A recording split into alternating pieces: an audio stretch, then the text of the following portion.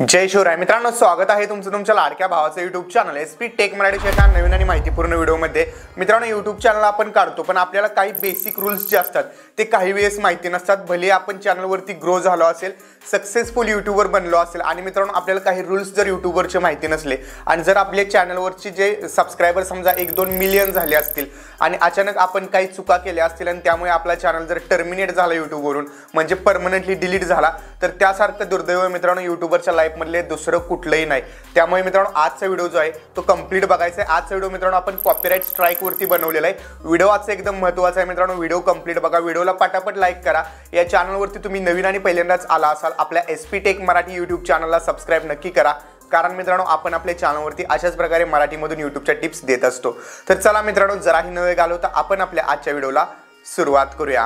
मित्रांनो, copyright strike म्हणजे काय हे आधी आपण समजून घेऊया, कारण बऱ्याच लोकांना कॉपीराइट स्ट्राइक आणि कॉपीराइट क्लेम मधला फरक समजत नाही। आता मित्रांनो, कॉपीराइट क्लेम जो आहे त्यावरती आपण डिटेल्स मध्ये व्हिडिओ बनवलेला आहे, डिस्क्रिप्शन मध्ये लिंक मी दिलेला आहे। कॉपीराइट क्लेम म्हणजे नेमकं काय तर तो व्हिडिओ तुम्ही बघू शकता। मित्रांनो, कॉपीराइट क्लेम थोडक्यात सांगतो, कॉपीराइट क्लेम जो आहे तो ऑडिओ किंवा तुम्ही एखादा फुटेज यूज केला असेल आणि पुढच्या क्रिएटरने त्याचा क्लेम म्हणून घेतला असेल स्वतःवरती, म्हणजे स्वतःचा क्लेम तुमच्या व्हिडिओवरती टाकला असेल तर मित्रांनो त्याला कॉपीराइट क्लेम म्हणतात। आणि शक्यतो 99% चान्सेस असतात कॉपीराइट क्लेम जो आहे हा ऑडिओमुळेच येत असतो व्हिडिओवरती। पण मित्रांनो, कॉपीराइट स्ट्राइक जो आहे तो खूप भयंकर आहे, कारण मित्रांनो कॉपीराइट स्ट्राइक जर तुमच्या चॅनलवरती 3 आले तर मित्रांनो तुमचा चॅनल कितीही मोठा असू दे, भले तुमचा चॅनल जगामध्ये 1 नंबरला असू दे, तुमचा चॅनल यूट्यूबवरून परमनंटली डिलीट केला जाऊ शकतो किंवा केलाही जातो। कारण मित्रांनो 3 स्ट्राइक जर तुमच्या चॅनलवरती आले असतील यूट्यूबकडून किंवा कोणी कुठल्या क्रिएटरने दिले असतील तर तुमच्या चॅनलला यूट्यूब स्वतः सुद्धा वाचवू शकत नाही।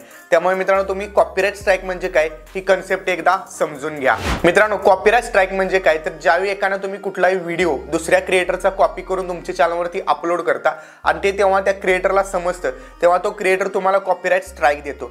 हे एका केसमध्ये होतं। पण काही मित्रांनो चॅनल्स जे आहेत ते बिझनेस चॅनल असतात, जसे की मोठमोठे मूव्हीजचे चॅनल असतात ज्यावरती पिक्चर्स अपलोड केले जातात किंवा काही वेब सिरीज अपलोड केल्या जातात, तर मित्रांनो त्यांचं जे आहे ते ऑलरेडी लायसन्स रजिस्टर असतं यूट्यूबवरती।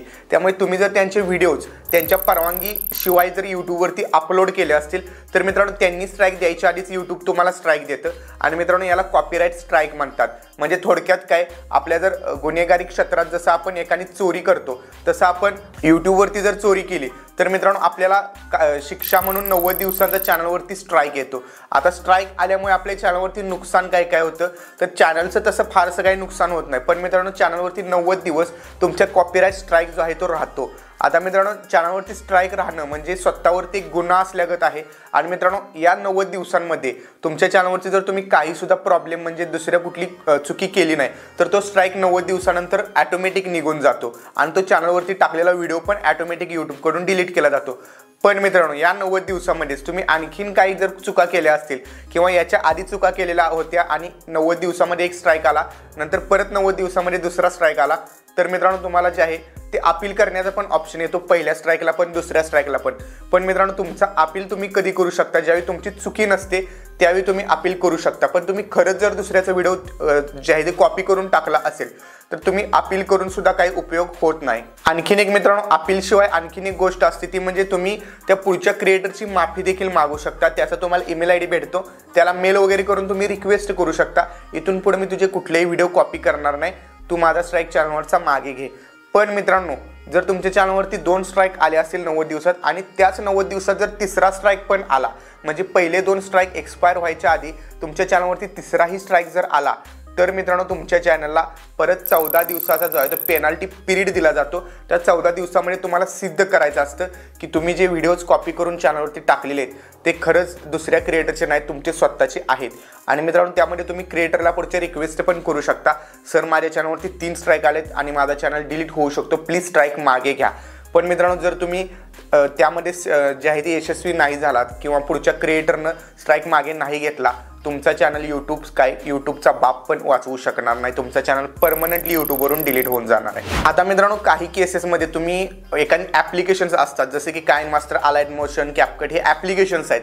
बरेच लोक मला हे पण विचारतात की ॲप्लिकेशनची डायरेक्ट लिंक डाउनलोडची म्हणजे मॉड ॲप्लिकेशन ज्याला मॉडिफिकेशन ॲप्लिकेशन म्हणतो, ज्यात वॉटरमार्क वगैरे येत नाही, तर अशा ॲप्लिकेशनच्या लिंक डिस्क्रिप्शनमध्ये तू का देत नाहीस असे मला बरेच लोक विचारतात।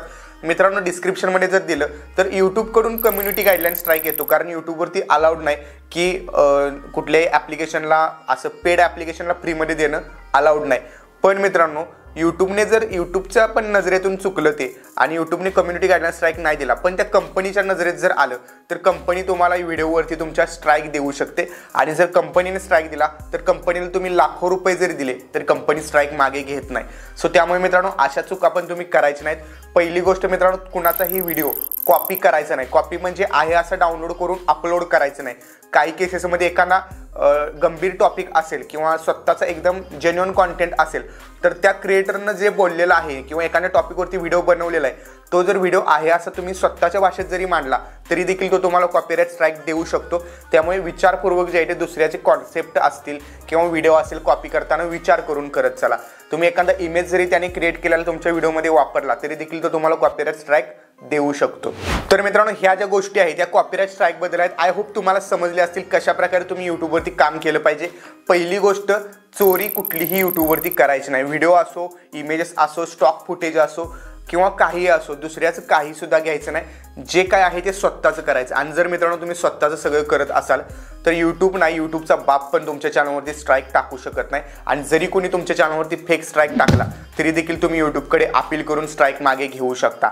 मित्रांनो आजच्या व्हिडिओमध्ये इतकंच होतं. व्हिडिओ आजचा कसा वाटला कमेंट करून नक्की सांगा. आणखीन एक गोष्ट तुम्हाला सांगायची राहिली ती म्हणजे जर तुम्ही दुसऱ्या कोणाला जर फेक स्ट्राईक देत असाल आणि त्याने जर अपील केली यूट्यूबकडे आणि मित्रांनो तुम्ही जर त्याला खरंच फेक स्ट्राईक दिला असेल तर यूट्यूबकडून तुम्हाला स्ट्राईक येऊ शकतो. त्यामुळे मित्रांनो खोटा गुन्हा जो आहे तो दुसऱ्यावर टाकण्याआधी स्वतःकडे पण विचार करा की आपल्यावरती पण स्ट्राईक येऊ शकतो. म्हणजेच जर तुम्ही एखाद्याला खरंच त्याने कॉपी केला असेल, स्ट्राईक टाकला तर काही प्रॉब्लेम नाही. पण त्यानं कॉपी केलेलं नसताना तुम्ही जर फेक स्ट्राईक टाकला तर यूट्यूब तुम्हाला कम्युनिटी गाईडलाईन स्ट्राईक देऊ शकते.